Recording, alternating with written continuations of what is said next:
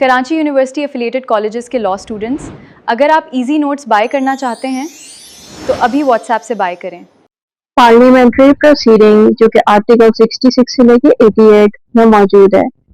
What is parliamentary proceeding? Discuss its constitutional framework and legislative procedure, powers and importance. Basically, parliamentary proceeding में आपने बताना है कि parliament क्या होती है और इसके क्या प्रोसीजर्स हैं, उसके अलावा इसके पावर्स क्या हैं, इसकी अहमियत क्या है, ये सारा पूछा जा रहा है। Introduction. Parliamentary procedure means the rules and methods through which Parliament conducts its function. Parliamentary proceeding का मतलब ये है कि इसकी मदद से पार्लियामेंट अपने रूल्स और मेथड्स को यूज करके पार्लियामेंट्री फंक्शंस परफॉर्म करता है। इन रूल्स के अंदर ये बताया जाता है कि तमाम जो हाउसेज है, जैसे कि नेशनल असेंबली जो कि लोअर हाउस है पार्लियामेंट का और सेनेट जो कि अपर हाउस है, इनकी वीडियो लिंक्स यहाँ पे मौजूद है। ये जो हाउसेज हैं दोनों, इनमें डिबेट्स किस तरह से होंगे, लॉज किस तरह से बनाए जाएंगे, वोटिंग के क्या प्रोसीजर्स हैं, पैसे के मामला कैसे हैंडल होंगे, ये सारा कुछ पार्लियामेंट्री प्रोसीजिंग में होगा। They ensure that parliament works is an organized, democratic and constitutional way. इस बात का मतलब ये है कि पार्लियामेंट बहुत अच्छी तरीके से ऑर्गेनाइज तरीके से वर्क करे, डेमोक्रेटिक सिस्टम भी अच्छे से वर्क हो, कॉन्स्टिट्यूशन जिस तरह से चाहता है ना कि कॉन्स्टिट्यूशन ने कुछ पावर्स बताई गई हैं, तरीके बताए गए हैं, उसी के अकॉर्डिंग ही पार्लियामेंट वर्क करे। The main provision related to parliamentary procedure are found in Article 66 to 88। अब ये कह रहे हैं कि ये तमाम प्रोसीजर कि किस तरह से पार्लियामेंट अपना वर्क करता है, फंक्शंस परफॉर्म करता है, इन तमाम प्रोसीजर्स के बारे में आपको आर्टिकल 66 से लेके 88 में मिलेगा। फिर आता है meaning of parliamentary procedure. Parliamentary procedure के बारे में तमाम चीजें ये बताई गई हैं कि किस तरह से बिल को पास किया जाएगा, यानी कि बिल को किस तरह से इंट्रोड्यूस किया जाएगा, फिर उस बिल के ऊपर किस तरह से आपने डिबेट्स एंड डिस्कशन करनी है, फिर उसी बिल के ऊपर आपने वोटिंग कैसे करनी है, उसके अलावा डिफरेंट फाइनेंशियल मैटर के ऊपर लॉस कैसे बनाए जाएंगे, उसके अलावा पार्लियामेंट के पास कौन कौन से प्रिविलेजेस हैं, प्रिविलेजेस का मतलब है कौन से राइट्स है पार्लियामेंट के पास, इसके अलावा किस तरह से मीटिंग्स एंड सेशंस किए जाएंगे, ये सारा कुछ यहाँ पे बताया गया है। आगे लिखा आ रहा है, it ensures transparency, accountability and proper law making. इस लाइन का मतलब यह है कि पार्लियामेंट के तमाम प्रोसीजर बड़े ट्रांसपेरेंट होते हैं, हर बंदे को पता होता है कि किस तरह के लॉज बनाए जा रहे हैं। अकाउंटेबिलिटी का मतलब है जिम्मेदार ठहराना, जो भी लॉज बनाए जाएंगे पार्लियामेंट में तो पार्लियामेंट से पूछा जाएगा कि आपने ये लॉज क्यों बनाए, किस तरह बनाए, क्या ये मुल्क के कॉन्स्टिट्यूशन के खिलाफ तो नहीं जा रहे, ये सारा कुछ उसमें चेक होगा और लॉज प्रॉपर तरीके से पार्लियामेंट बनाएगी। फिर आता है रेलिवेंट कॉन्स्टिट्यूशनल आर्टिकल्स। इसमें सारे आर्टिकल्स को आपने एक्सप्लेन कर देना है। 66 जो आर्टिकल है वो बताता है कि पार्लियामेंट के पास कौन सी प्रिविलेजेस और इम्यूनिटीज हैं, यानी कि पार्लियामेंट के जितने भी मेंबर्स हैं उनके पास कौन कौन सी इम्यूनिटीज और प्रिविलेजेस मौजूद हैं। इम्यूनिटी का मतलब है कि अगर वो कोई लॉ बनाते हैं तो वहां पे उनसे सवाल जवाब नहीं किया जाएगा, ये उनका अपना राइट है। फिर आता है article 67 relates to the rules और procedure of the parliament. Article 67 ये बताता है कि पार्लियामेंट को किस तरह से डिफरेंट रूल्स के अकॉर्डिंग फंक्शंस अपने परफॉर्म करने हैं, यानी कि पार्लियामेंट के तमाम रूल जितने मौजूद हैं वो आपको आर्टिकल 67 में मिलेंगे।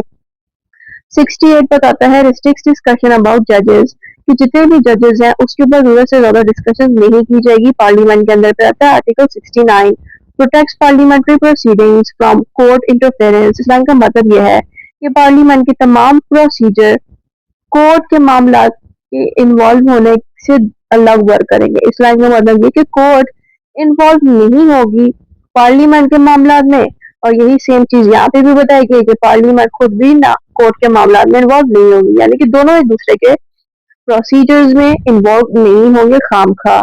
आर्टिकल 70 से लेके 75 की अगर हम बात करें तो it deals with the procedure of making of law and approval of bill, यानी कि 70 से लेके 75 इन आर्टिकल्स में लॉ बनाने के बारे में बताया गया है, यानी कि इन आर्टिकल्स में बताया गया है कि पार्लियामेंट किस तरह से लॉस को बनाता है और बिल को अप्रूव करके लॉ कैसे बनाता है, ये सारा कुछ इन आर्टिकल्स में मिलेगा। फिर आता है आर्टिकल 76 से लेके 88।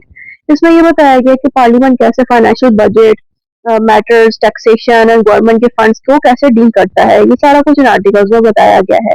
अब हमारे पास आ जाता है legislative procedure of the parliament. इसमें डिफरेंट चीजें हैं, जैसे कि कैसे पार्लियामेंट लॉज बनाते। सबसे पहले आपने इंट्रोडक्शन ऑफ बिल का जिक्र करना है कि सबसे पहले बिल जो है वो पार्लियामेंट में इंट्रोड्यूस किया जाता है बाय अ मिनिस्टर और अ मेंबर। इस लाइन का मतलब ये है कि पार्लियामेंट के अंदर जितने भी मिनिस्टर्स या मेंबर्स बैठे होते हैं, उन्हीं में से कोई एक बंदा बिल जो है इंट्रोड्यूस कराता है पार्लियामेंट में। फिर उसके बाद उस बिल के ऊपर डिफरेंट स्टेजेस स्टार्ट होती हैं। स्टेजेस का मतलब ये है कि बिल के ऊपर प्रॉपर्ली डिबेट स्टार्ट हो जाती है, मीटिंग रखी जाती है, उस बिल के ऊपर बात की जाती है।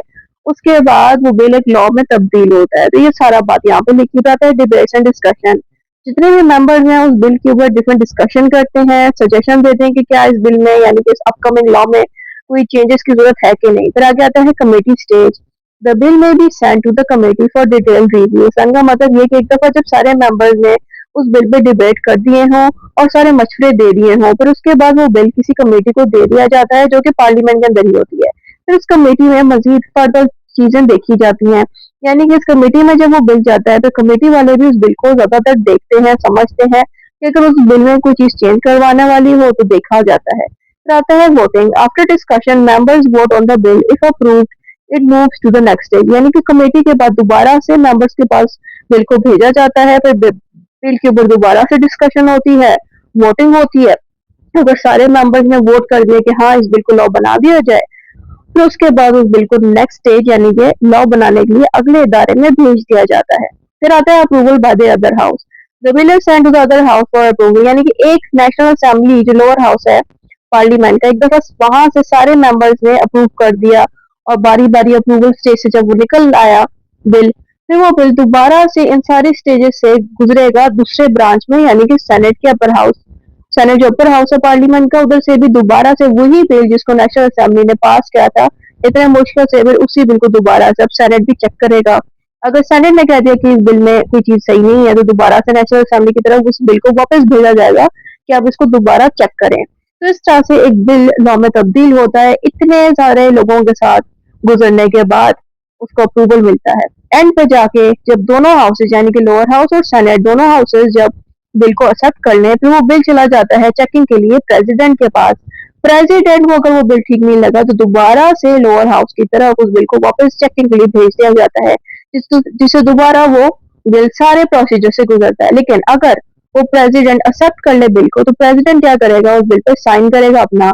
अगर बिल पर साइन कर दिया प्रेसिडेंट ने, इसका मतलब है कि वो बिल लॉ में तब्दील हो गया है और अब इस बिल पे अमल किया जाएगा। यही बात यहाँ पे लिखी कि प्रेसिडेंट के असाइन यानी कि साइन के लिए भेज दिया जाता है। कैसे भेजा जाता है कि जब दोनों हाउसेस बिल को अप्रूव कर दें तो बिल प्रेसिडेंट के पास चला जाता है, फिर बिल पे साइन कर देता है प्रेसिडेंट, और जब साइन हो जाए तो वो बिल लॉ बन जाता है। फिर आता है प्रोसीजर फॉर ऑर्डिनरी बिल्स। जितने भी ऑर्डिनरी बिल्स हैं या तो वो नेशनल असेंबली से स्टार्ट हो जाते हैं या वो सेनेट के डिपार्टमेंट से स्टार्ट हो जाते हैं।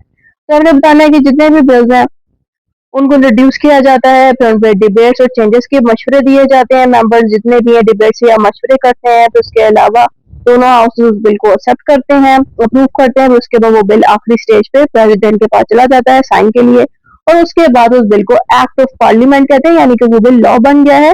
इसको हम एक्ट ऑफ पार्लियामेंट इसलिए कहते हैं क्योंकि पार्लियामेंट के अंदर से ही ये सारा कुछ हो रहा होता है। Procedure for constitutional amendments of bill, यानी कि बिल के ऊपर मजीद अमेंडमेंट यानी कि चेंजेस अगर करनी है तो वो कैसे होती है, इसके बारे में हमने बताना। Constitutional amendment bill requires special procedure, यानी कि किसी बिल में अगर अमेंडमेंट यानी कि चेंजेस करनी है तो कुछ स्पेशल प्रोसीजर से गुजरना पड़ता है। सबसे पहले तो उस बिल को इंट्रोड्यूस कराना होता है पार्लियामेंट में, फिर उसके अलावा दोनों हाउसेस से वोटिंग लेनी पड़ती है कि क्या इसमें चेंजेस की जरूरत है यानी कि अमेंडमेंट की जरूरत है। तो उसके बाद जब दोनों हाउस अप्रूवल देने हैं, फिर एंड पर जाके हम प्राइम मिनिस्टर का साइन ले लेते हैं। इसमें सेम वही प्रोसीजर, इसका भी कोई खास फर्क नहीं है। तो आता है प्रोसीजर फॉर मनी बिल। याद रखिए मनी बिल हमेशा लोअर हाउस यानी कि नेशनल असेंबली में ही बनाया जाता है। सेनेट जो अपर हाउस है उसके पास ये पावर नहीं है कि वो मनी बिल्स जो है स्टार्ट कर सकें। यही से बात मैंने नेशनल असेंबली की वीडियो में भी बताई थी।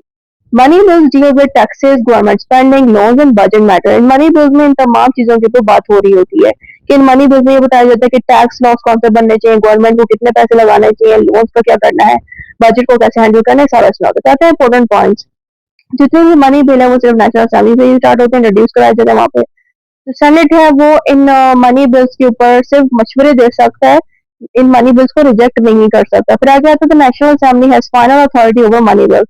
नेशनल असेंबली अपने ही मनी बिल्स के ऊपर आखिरी डिसीजन ये खुद ही दे सकता है। फिर आगे आता है privileges of members of parliament, कि जितने भी मेंबर्स हैं उनको क्या क्या फायदे और राइट्स मिलते हैं। सबसे पहले तो उनके पास फ्रीडम ऑफ स्पीच है। इसका मतलब ये है कि जितने भी मेंबर्स हैं वो पार्लियामेंट में बैठ के लॉ के ऊपर, बिल्स के ऊपर डिबेट्स कर सकते हैं या किसी भी गवर्नमेंट के ऊपर, गवर्नमेंट के किसी मसले पे, इशू पे बात कर सकते हैं। ये बस फ्रीडम ऑफ स्पीच होती है। फिर आता है protection from the legal action.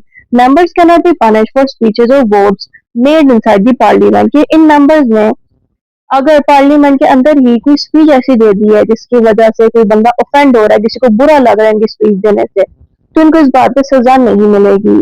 और ना ही इन मेंबर्स ने अगर वोट दे दिया है तो वोटिंग की वजह से भी इनको सजा नहीं मिलेगी। हर चीज की इनको आजादी है। फिर आगे आता है राइट टू पार्टिसिपेट।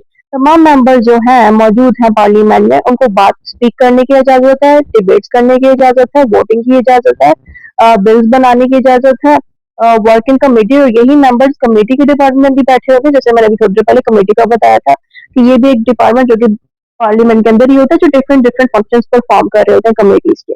तो इन तमाम मेंबर्स के पास आजादी होती है और इन मेंबर्स को चाहिए कि पार्लियामेंट की डिग्निटी यानी कि इज्जत की हिफाजत करें। फिर आता है powers of the parliament. Powers क्या है पार्लियामेंट की? कि ये लॉ बना सकता है, पार्लियामेंट लॉ को अमेंड यानी कि चेंज कर सकता है, यानी कि बने वाला उसको चेंज कर सकता है। उसके अलावा पैसों से रिलेटेड भी पावर्स पार्लियामेंट के पास है कि टैक्स लगाना लोगों पे और बजट वगैरह डिसाइड करना। गवर्नमेंट के पास जो पैसे आए हैं टैक्स से वो कैसे लगाएगी गवर्नमेंट कंट्री के अंदर, यानी कि पाकिस्तान के अंदर गवर्नमेंट कैसे पैसे स्पेंड करेगी, ये सारा। उसके अलावा एग्जीक्यूटिव कंट्रोल यानी कि पार्लियामेंट लेजिस्लेटिव ब्रांच है, वो एग्जीक्यूटिव ब्रांच जिसमें प्राइम मिनिस्टर बैठा होता है, उस पर भी कंट्रोल रखती है। रहता है importance of parliamentary procedure. Parliamentary procedure इतने इंपॉर्टेंट क्यों है? क्योंकि इससे हमारे डेमोक्रेटिक लॉज महफूज रहते हैं, यानी कि इंसानों के राइट्स प्रोटेक्ट रहते हैं, डेमोक्रेसी सिस्टम प्रोटेक्टेड रहता है, पार्लियामेंट में एक पीस मेंटेन रहता है, तमाम लोगों के राइट्स प्रोटेक्टेड रहते हैं, कोई भी अपनी पावर्स को मिसयूज नहीं कर सकता, और सारा कुछ ट्रांसपेरेंट होता है। आम पब्लिक देख सकती है कि ये लोग क्या काम कर रहे हैं, किस तरह के लॉज बना रहे हैं, ताकि हम जैसे आम लोग पार्लियामेंट को पूछ सके, उनसे सवाल कर सके कि आपने इस तरह के लॉ क्यों बनाए, यानी कि अकाउंटेबल ठहराया जाएगा पार्लियामेंट को अगर उन्होंने लॉ सही नहीं बनाया हो। फिर आ गया था स्ट्रेंथन द कॉन्स्टिट्यूशनल गवर्नमेंट। इसका मतलब है इस पार्लियामेंट के होने से गवर्नमेंट बहुत स्ट्रांगली वर्क करती है। उसके अलावा ये रूल ऑफ लॉ को बहुत प्रोटेक्ट करती है। कंक्लूजन, जो भी ऊपर पड़ा है वो दोबारा से कंक्लूजन में दोहरा देना है।